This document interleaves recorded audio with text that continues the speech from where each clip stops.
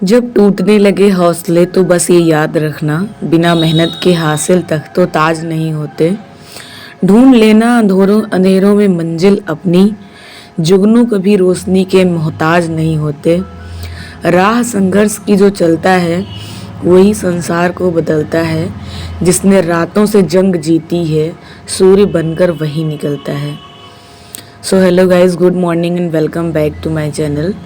सो जैसे जैसे हम अपनी लाइफ में ना बहुत कुछ प्लान करके चलते हैं कि आने वाले ईयर्स में हमारे लिए ये हो जाएगा वो हो जाएगा, बट आई थिंक उस हिसाब से कुछ होता नहीं है।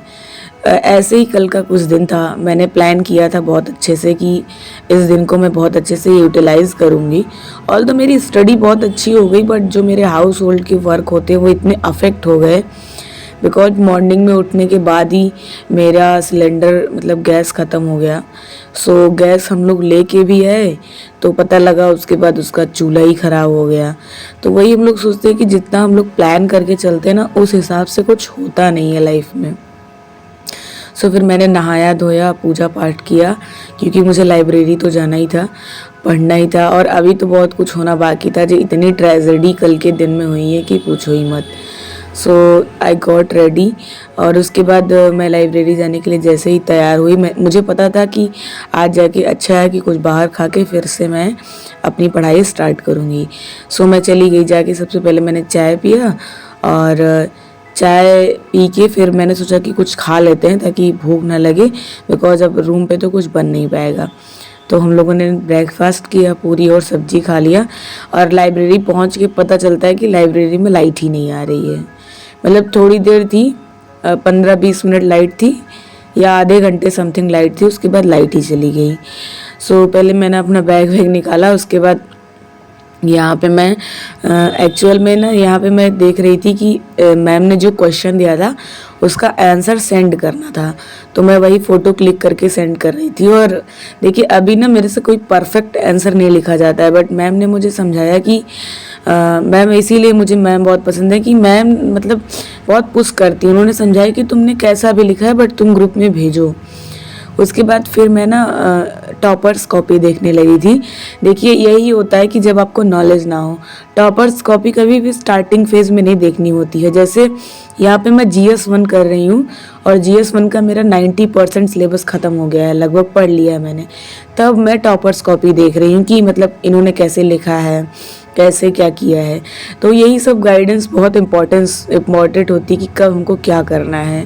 फिर सेकंड स्लॉट में मैं सोसाइटी कर रही हूँ और यहाँ आपको ना एक बुक दिख रही होगी और एक कॉपी दिख रही होगी। तो मैं आपको बताना चाहती हूँ कि कल भी मैंने आपको बताया था कि जैसे GS5-6 है तो उसको कभी भी डिवाइड करके नहीं पढ़ना होता। यहाँ पे देखिए ये जो कॉपी है मेरी GS6 की नोट्स है और ये मैं GS1 देख रही हूँ। तो जो इंडस्ट्री वाला टॉपिक है जैसे कॉटन इंडस्ट्री वगैरह, उस वही टॉपिक इसमें भी था, तो मैं उसी को मैच कर रही थी, क्या उसमें छूटा है, क्या मैंने पढ़ा है। फिर मैं धूप लेने चली गई थी, लाइक अच्छी धूप आ रही थी, तो मैंने सोचा कि थोड़ा धूप ले लेते हैं। और कि इसके बाद फिर मैं घर चली आई थी रूम पे, क्योंकि बिल्कुल लाइट नहीं थी और बाहर बैठ कर डिस्टर्बेंस हो रहा था। तो फिर से आके मैंने ज्योग्राफी पढ़ना शुरू किया और मेरे पूरे दिन में मैंने सिर्फ ज्योग्राफी की ही पढ़ाई की थी।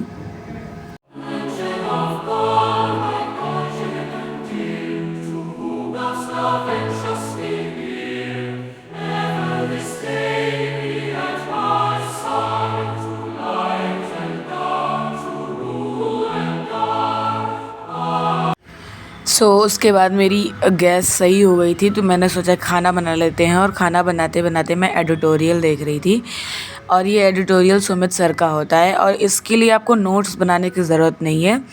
इस एडिटोरियल से आपकी समझ डेवलप होती है।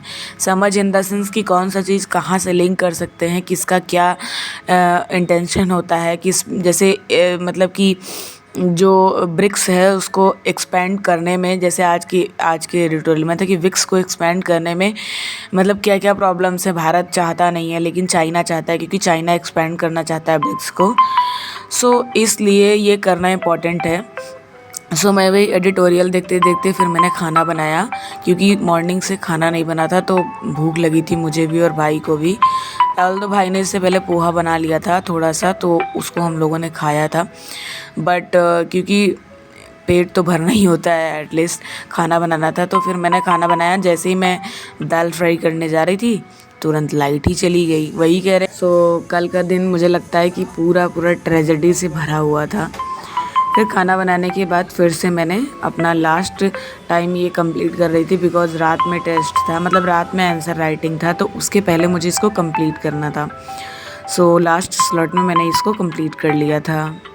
एंड यस, बहुत लोग मुझसे बिगनर के तौर पे पूछते हैं कि मतलब एज अ बिगनर हम कैसे इसको कैसे अपनी पढ़ाई शुरू कर सकते हैं।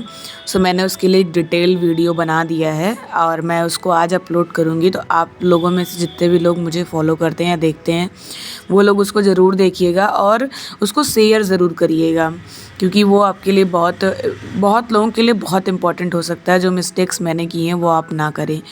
सो मैं चाय वाय पीने चली गई थी। वहाँ से आने के बाद मैंने लास्ट में स्टार्ट किया अपनी क्लास को और आंसर राइटिंग को।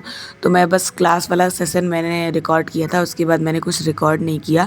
सो अगर आपको ये वीडियो अच्छा लगा हो, कुछ भी इन्फॉर्मेटिव लगा हो, बिकॉज़ पढ़ाई करने में आप क्या ही उसको एस्थेटिक और ग्लैमरस दिखा सकते हैं। सो मेरा ये पूरा दिन का रूटीन था। तो अगर आपको अच्छा लगा हो तो लाइक शेयर सब्सक्राइब जरूर करिएगा। Thank you so much for watching.